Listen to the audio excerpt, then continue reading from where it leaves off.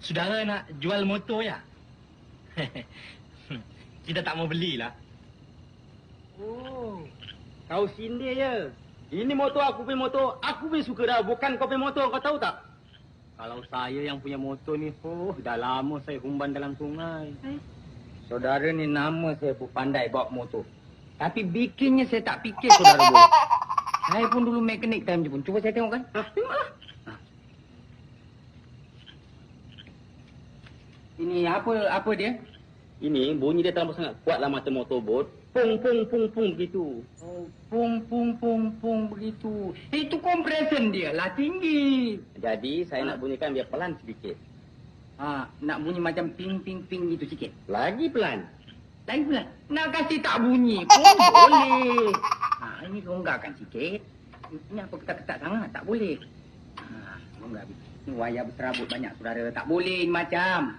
Ini mesti ambil dua-dua. Kasih jadi satu, shotkan dekat bodi dia. Baru datang api, jadi itu plug boleh hidup. Ada api. Jadi ini pun longgar-longgarkan. Ini apa? Oh, dia pakai exhaust besi rupanya. Patutlah bunyi pom-pom kuat sangat. Apa tak gantikan dengan exhaust buluh? Nanti, tengok.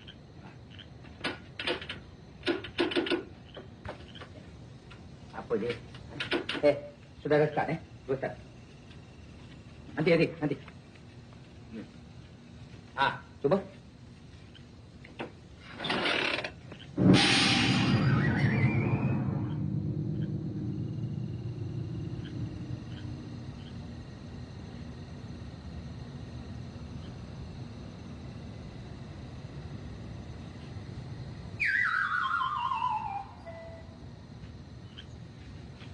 Oi.